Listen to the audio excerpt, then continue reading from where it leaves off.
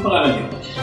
Ako po si Princess Jaisal Kiram, daughter of the 33rd Sultan of Sulu, Sultan Jamalul Kiram III.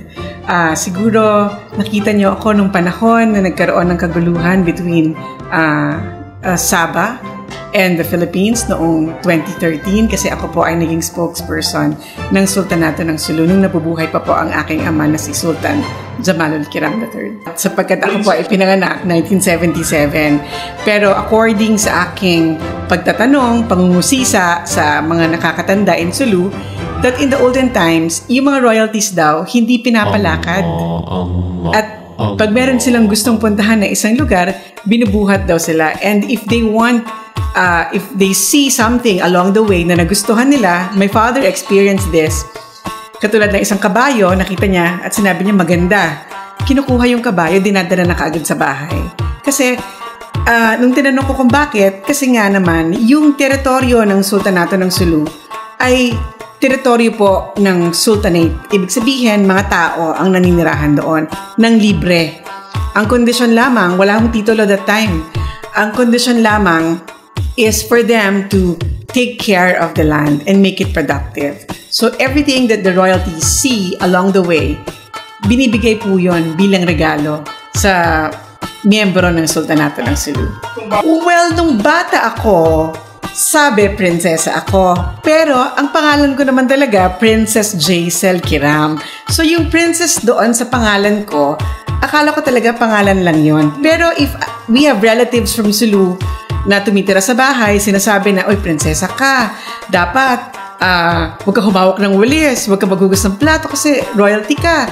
Makabusong. Busong yung term na, ibig sabihin, mataas yung, parang royal blood ka, mataas. Ang term nila sa Tausug, mataas ang dugo mo. So, ma-curse daw yung mga people that you are serving. Like, kasi I grew up as an ordinary girl talaga. Very ordinary family na kung saan every weekend my mommy talaga, may tasking kami sa bahay. Ang sahig namin nun, di ba dati wooden pa yung mga floors. So you need floor wax. So meron kami rotation kung sino mag-floor wax. Tapos we wash dishes. Pag may bisita, we serve them. Pero ang sinasabi, nako, maka-curse, makabusong sa Tausug na we're serving the mas mababa yung mga dugo. May ganun sila eh. Pero alam mo, kultura pala yan. Before, hindi ko na-appreciate eh. Kasi hindi ko naman talaga, I wasn't exposed to that culture. Kasi I was born and raised in Manila. Pero, we live in a Muslim village, in Maharlika village. So, yung mga ibang tradisyon, hindi ko na talaga na-witness yan. Pero, naririnig ko lang, pag may mga matatandang bisita na pumupunta sa bahay, hindi ako nagpo-problema eh. With my relationship to non-Muslim people, marami ho akong mga kaibigan na non-Muslim and we peacefully coexisted. Hanggang ngayon, we're peacefully coexisting. Hindi ko naramdaman yung discrimination. Pero, yan ang palagi ko naririnig na merong discrimination sa mga Muslim. Nakita ko na lamang ito when I was in college. And parang kapag ka nag-commute ka, no? Like for example, you ride a taxi. Pag sinabi mo Maharlika Village, natatakot sila kasi it's a Muslim village. So sinasabi na may mga samurai daw yung mga tao, meron mga kung ano-ano na it's not safe. Yan ang isang nakakalungkot na katunayan, realidad that we Filipinos doesn't know Sulu. Na ang Sulu po, napakalaki ng kontribusyon niya sa Pilipinas. Wala pa pong Sulu, may Pilipinas na. And it was once a great kingdom ruled by the Sultanate, by the royalties. Sa katunayan, meron na po tayong diplomatic relations, international relations, noong 600 years ago. Meron pong tomb na nakalagay sa Shandong in China because once upon a time, the Sultan of Sulu visited the emperor. And on his way back, nung nagkasakit po siya, namatay siya, pauwi ng Sulu, pero sa shore pa rin ng China, pinakuha po siya ng emperor. At ipinalibing po siya sa Shandong, sa Dezhou province. Ito ay katunayan ng pagkakaibigan ng dalawang bansa, ng dalawang royalties. sad because ang pagkakakilala natin sa Sulu ay isang lugar ng Abu Sayyaf, na napakadelikadong lugar, na may kidnapping, beheadings. Yan lamang ang nababalita. Pero as to the contribution of the Sultanate of Sulu sa prehistory of the Philippines, hindi po yan natin alam. Kahit ako po, biktima niyan. Growing up, akala ko talaga na in 1521 tayo na-discover. At nung na-discover tayo ng mga Kastila, mga mangmang tayo, na wala tayong alam, na salamat sa kanila kasi nag-introduce sila ng lahat ng meron tayo ngayon. Pero hindi pala.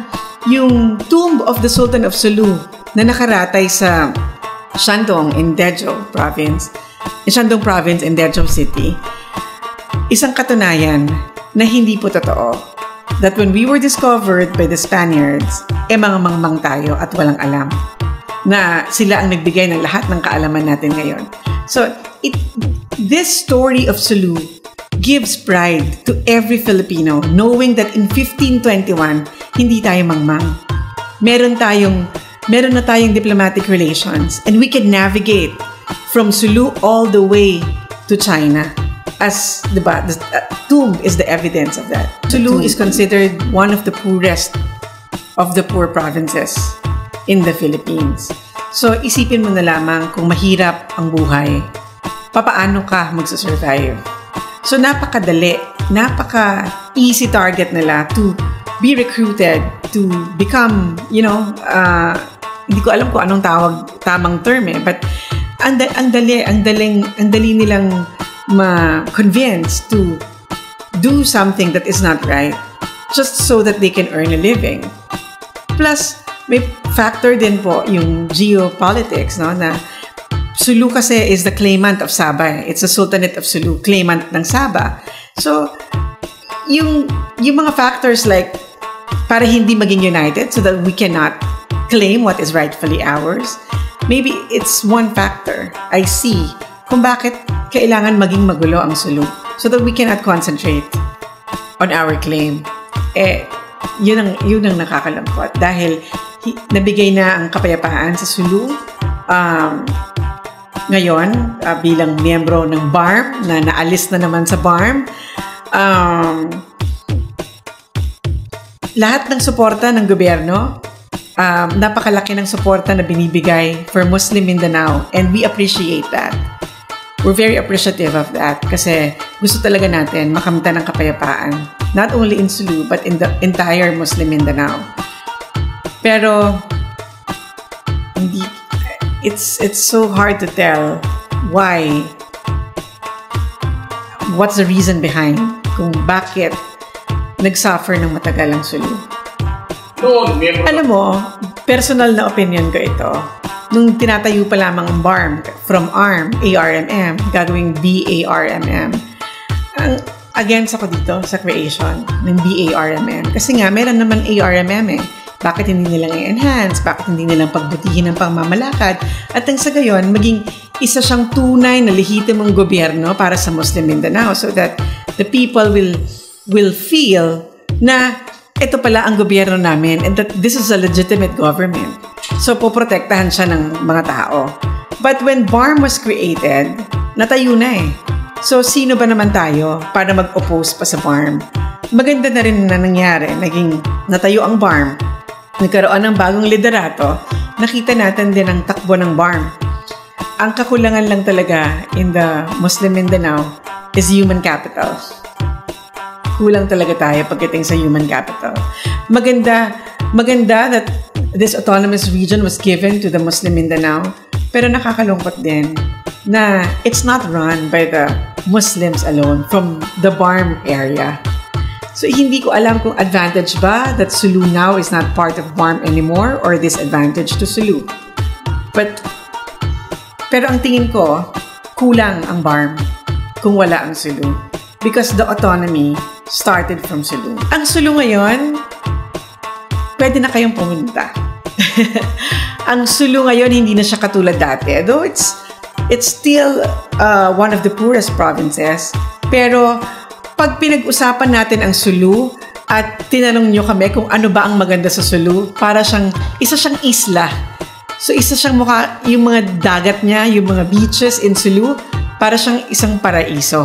Nag-ikot ako last year, from District 1 hanggang 2. Inikot namin yung buong Sulu at saka yung mga isla, yung mga dagat na, mga beaches ng Sulu. Napakaganda. Pati mga falls, yung lahat ng mga natural resources, napakaganda. And nagpapasalamat talaga tayo kay Governor Sakurtan, former governor. Now, I think he's the vice governor of Sulu. Because I feel and I see in him that he wants to leave a legacy. He wants to bring the greatness of Sulu. So, Sulu now is open for tourism. Safe na po ang Sulu in terms of yung peace and order. Safe na ang Sulu. Pwede ka na mag-roam around. Marami na hong mga non-Muslims na pumupunta doon para mag-beach, mag-outing. Mahirap nga lang pumunta. Pero ngayon daw, meron ng fast craft. So, meron na rin aeroplano na parang twice a week lumilipad. Meron din fast craft na 4 hours na lamang from Zamboanga. Kasi before, you have to take the ferry and it will take you 8 hours or 8 to 10 hours to go to Sulu. So you sleep in the boat overnight. Pagising mo na madaling araw, ay Sulu na. Pero ang hirap tingin ko nabigay na lahat ng national government. Muslim, saan ka nakakita, diba? Sa buong Pilipinas at ahensya ng gobyerno, meron ahensya for the Muslims. The National Commission for Muslim Filipinos. So which caters sa lahat ng mga moral and welfare ng mga Muslim sa Pilipinas. Binigyan din tayo ng autonomous region. Dati ARMM, ngayon MARM. So, I think it's high time now that we, the Muslims in the Philippines, take advantage of all of this. Na pagbutihin natin ang pangangasiwa at pangangalaga ng mga ahensya na ibinigay sa atin ng gobyerno. Alam mo, malaki ang potential ng mga Muslim sa Pilipinas.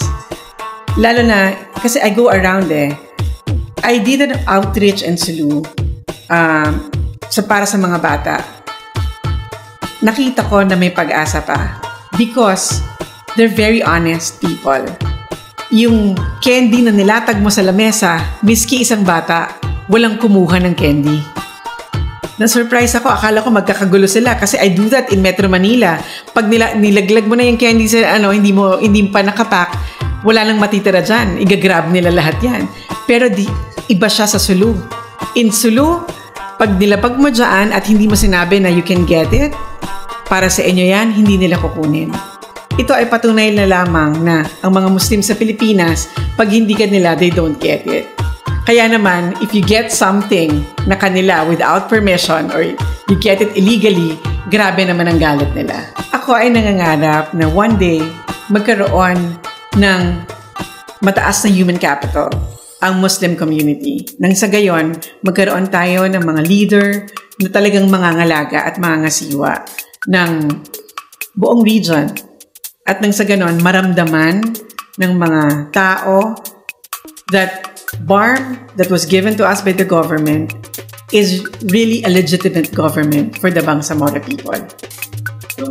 Ang pangarap po natin para sa buong Muslim Mindanao ay magkaroon pa tayo ng maraming magagaling na mga leaders na ma-establish na natin yan ngayon, maalagaan natin ang ating mga kabataan at nang sa gayon, pagdating ng panahon, magiging maganda ang kanilang pangangasiwa at talagang mapaprotektahan na kung ano ang meron sa atin sa Muslim Mindanao.